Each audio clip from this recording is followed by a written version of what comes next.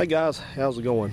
Well, it's the 4th of July 2015, and for a lot of people that means time to relax and spend time with your family and barbecue and go swimming and maybe take trips and see family and fun things like that. For some people it means sitting around getting drunk, getting arrested for domestic violence, things like that. We hope not, but anyway, this year I did none of those myself.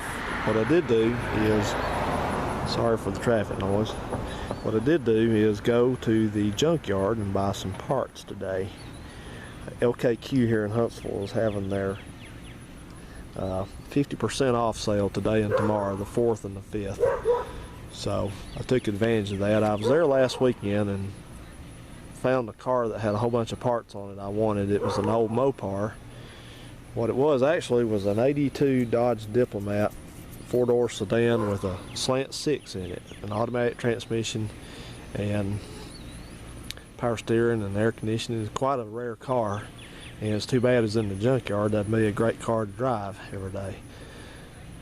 But in the junkyard it was, so there's no going back when it's in there. As I said, I think I made another video I'm going to post showing you those parts I got that time. So that leads us to now. You notice the Plymouth up here. A lot of you have seen these videos. I've drove this car around, and it has a 3-speed manual transmission on the column, which I'm not a fan of, and it's not so much because it's just a 3-speed on the column, but it's a heavy-duty 3-speed transmission that's normally found in trucks and vans of the era. It's called an A250 3-speed manual, and A250 3-speed manual, and they had that one along with a couple other transmissions. Chrysler had several 3-speed transmissions. They had an A250, they had an A903, they had an A230, and an A9 something. I'm not sure what the last 2 digits are on that one, 945 or something like that, but various different transmissions. Some of them are lighter duty than others, and of course they had a 4-speed, which is an A833. It's a very well-known transmission, and that was also used behind slant 6s as well as V8s. But this car, for whatever reason, got equipped with that A250 3-speed from the factory. We verified that's the factory transmission, and got the VIN number stamped into it and everything. Everything jives on it.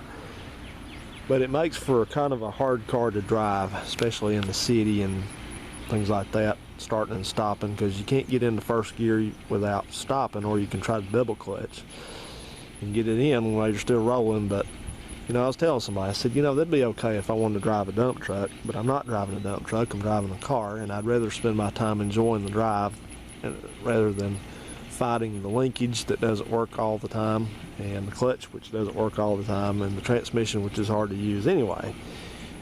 So that's where we're at with this. So my plan was to find an automatic transmission to go in this car and take the 3-speed on the column out. I know some of you are going to be mad at me for doing that, but if you drove this car for a week every day, you'd kind of come around to my point of view. It's either leave the 3-speed in it and let it sit most of the time like it is now because I don't like driving it, or put it the way I want it so I can drive it a lot more. So I think I'm going to put it the way I want it, drive it a lot more. So anyway, you can probably see where this is going. Let me show you what I did. I went to the junkyard today, and see, something doesn't look good there. Here it is in the back seat of my car. This is the automatic transmission out of that Diplomat, the 82 Diplomat, and its various brackets and linkages and things like that I all got with it. I got my torque converter tied down so it doesn't come out, and we'll get this thing out and look at it a lot closer on a bench or my work table back there. We got kind of a threat of rain, and I'm pooped out today. I'm just about soaked with sweat from being out there, so I'm not going to mess with it today because it's almost 4 o'clock and I'm hungry. So just wanted to show you real quick this transmission. I got it, so it's going to go in there, and this is a direct fit. It came behind a slant 6, so all the about 67 on up through the last ones will be a direct bolt-in swap. So the earlier ones have got some different torque converter. The pilot on the torque converter, which is that part right there, is different. It's a different diameter, so you can't just swap those in without swapping the torque converter and possibly some other stuff. So we'll cover more of that. But what this transmission actually is, I'll tell you what I'm hoping it is, and that is, let me give you a little bit of history real quick. This is what normally is an A904 automatic transmission. This is a light duty Torque Flight 3-speed that came out in the very early 60s, and this is commonly seen in slant 6 and small V8 A bodies like Dusters and Demons and Darts, Valiants, stuff like that. Now, as they went through the early and mid 70s, they started developing a couple other variations of an A904, and they called them there's actually four different ones. I think there's an A909, which I've never seen, and then there's an A998, and then there's an A999. And I found that if you ever try to get a definitive answer on something like this, you'll get everything but a definitive answer. So what I'm researching on this is what this one is, what I hope it is. And let me finish my thought. I got kind of turned around there. A998 is basically still, they're all 3 speeds, but 998 is got more clutches in it. It's a heavier duty transmission. It's a heavy duty 904 type transmission.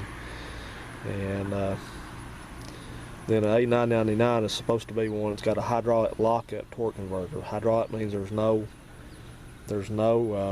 electronic control or electric control in the lockup feature on it. It's just simply centrifugal. It's got centrifugal clutches in the torque converter, and or somewhere in there, and it gets to a certain speed and it locks it up. So and then also about the same time in the late 70s, they started producing what they called a wide ratio gear set, which means the low gear went from about a 250 something low gear ratio to a 274, which is deeper. And that was simply to help move these big cars with a airplane gear rear end, like a 245 or something, help move them away from a stop easier. So what I'm hoping this is I hope this has got everything in it. I hope this is a 999, which is a hydraulic lockup converter transmission with a deep low gear in it. That's what I hope. I'm going to have to pull the converter out and look at it to see whether it is or not, because some folks were saying, oh, they didn't make any slant 6s with lockup, and some say they did, so I don't know. We'll find out. But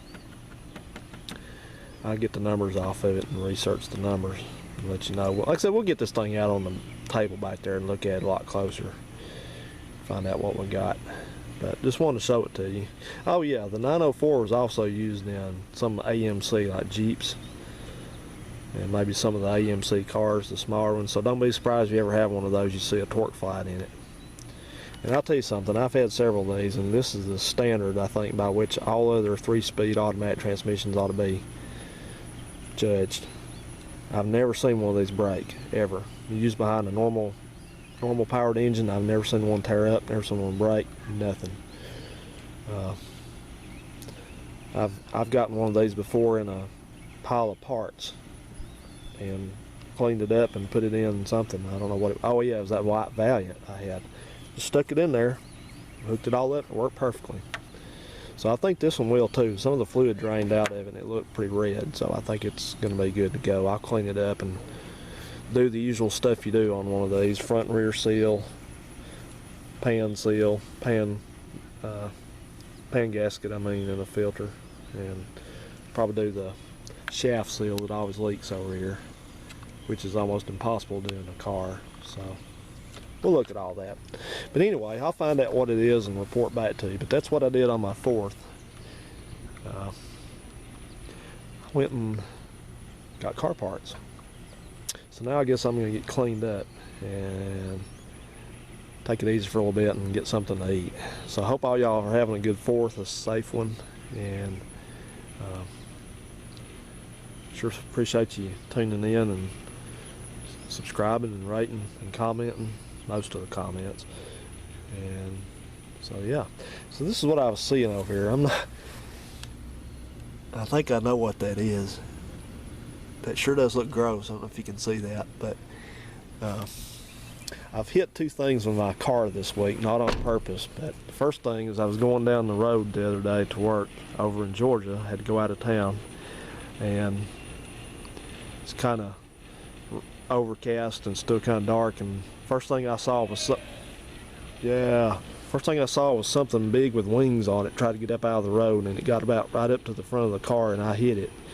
And it went, I think it went up or went down and went somewhere, but it made a big old noise, and I was sure that I broke a headlight or grill or something out as hard as it hit, but it didn't do anything that I can tell. I see one little something right there, which might be some goo, but otherwise I don't see any sign of trauma. The second thing happened, as I was coming home last night, I hung out with Uncle Phil for a while yesterday afternoon, and I was coming down the road down there. It was after dark, and something was laying in the road, looked like a dog or something, some kind of animal carcass, and I hit it just straight on right over here with this side of the car, and I don't know if that's coming from that or what. Ugh. Yeah. That's why I don't like to drive a real nice car a lot of the time, because they just get beat up. That's why I haven't replace that cracked windshield, because I'm sure as soon as I would replace that cracked windshield, I'd have a rock or something fly up and hit it and break it again. So yeah, how the hell with that. So, all right guys, we'll see you around. Bye.